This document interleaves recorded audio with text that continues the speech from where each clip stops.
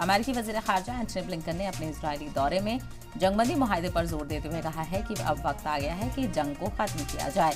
हालांकि हमास बंधक मुआहदे की तजवीज़ को नामंजूर करने का इशारा दे रहा है, लेकिन हमास का कहना है कि वो बातचीत जारी रखेगा। एक लबनानी टीवी चैनल ने हमास के अफसर के हवाले से कहा है कि मौजूदा तजवीज़ को लेकर वह फिलहाल कुछ नहीं कहेंगे। हमास ने वाज़ेह किया है कि उनकी खामोशी का मतलब ये नहीं है कि बातचीत रुक गई है। बताया जा रहा है कि हमास ने यह भी कहा है कि नई तजवीज़ के लिए अपना तरमीमी जवाब पेश करेंगे। ब्लिंकन ने कहा है कि इजरायल ने जंगबंदी की कोशिशों में बहुत अहम मुआहदे किए हैं और अब मुआहदा करना हमास पर डिपेंड करता है। गाजा में इमदाद पहुंचाने के लिए अहम पॉइंट्स में से एक कैरम शलोम की दौरे के दौरान ब्लिंकन साउथ इजराइल में किबुत्ज़ NIR-ओज़ में रुके, जो 7 अक्टूबर को हमास के हमले वाली जगह है। कैरम शलोम क्रॉसिंग में ब्लिंकन ने इजरायल के वज़ीर दिफा योव गैलेंट के साथ गाजा में इमदाद को कैसे बढ़ाया जाए, इस पर बातचीत की।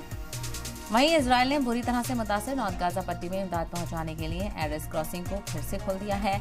ब्लिंकन ने यरूशलेम में इजरायल के वज़ीर-ए-आज़म नेतन्याहू से 2 घंटे से ज्यादा वक्त तक मुलाकात की है, जिसके बाद इजरायल ने दोहराया है कि अमेरिका के एतराज़ के बावजूद रफा ऑपरेशन आगे बढ़ाया जाएगा, जबकि UN ने भी इस हमले को रोकने की अपील की है। ब्लिंकन ने कहा है कि उन्होंने अभी तक राफा पर इजरायल के हमलों में शहरियों की हिफाजत की कोई प्लानिंग नहीं देखी है और अमेरिका इस तरह के हमलों की हिमायत नहीं करता है। US में सदर जो बाइडन को अपने साथी डेमोक्रेट से नए सिरे से दबाव का सामना करना पड़ रहा है, ताकि इजरायल पर इस बात का दबाव डाला जाए कि वो रफा पर पूरी तरह से हमले ना कर सके। डेमोक्रेट्स का कहना है कि वो नेतन्याहू की सरकार को शहर पर चौतरफा हमले से रोकने के लिए हर मुमकिन कोशिश करेगा। साउथ गाजा में रह रहे फलस्तीनियों ने जंगबंदी को लेकर जारी कोशिशों को लेकर उम्मीद जाहिर की है। रफा शहर के पनाहगुज़ीनों का कहना है कि वो इलाके में इजरायली हमले की वजह से होने वाले दर्द और दिक्कतों का खात्मा चाहते हैं। तो लगातार जंगबंदी को लेकर उम्मीदें जताई जा रही थी, लेकिन जिस तरह से देखा जाए अब हमास की तरफ से जो रिएक्शन सामने आ रहे हैं, उसके बाद से अब क्वेश्चन मार्क एक बार फिर से लग गया है और ऐसे में अब सवाल उठ रहा है, क्या ये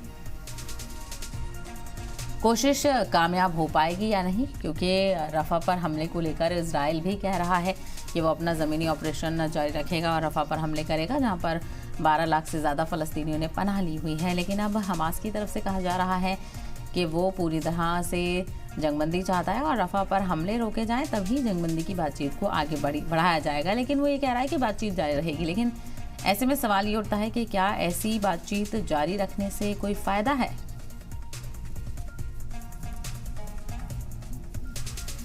तो अमेरिकी वज़ीर ख़जाना एंटनी ब्लिंकन ने अपने इजरायल दौरे में जंगबंदी मुआहदे पर जोर देते हुए कहा है कि अब वक्त आ गया है कि जंग को ख़त्म किया जाए। हालांकि हमास बंधक मुआहदे की तजवीज़ को नामंजूर करने का इशारा दे रहे हैं, लेकिन हमास का कहना है कि वो बातचीत जारी रखेगा।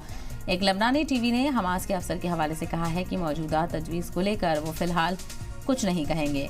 हमास ने वाज़ेह किया है कि उनकी खामोशी का मतलब ये नहीं है कि बातचीत रुक गई है। बताया जा रहा है कि हमास ने यह भी कहा है कि नई तजवीज़ के लिए अपना तरमीमी जवाब पेश करेंगे। ब्लिंकन ने कहा कि इजरायल ने जंगबंदी की कोशिशों में बहुत अहम मुआहदे किए हैं और अब मुआहदा करना हमास पर डिपेंड करता है। This is something that the whole world is watching, and if Hamas actually purports to care about the Palestinian people and wants to see an immediate alleviation of their suffering, it will take the deal. If it doesn't, I think that's further proof that it doesn't care a bit about the Palestinian people.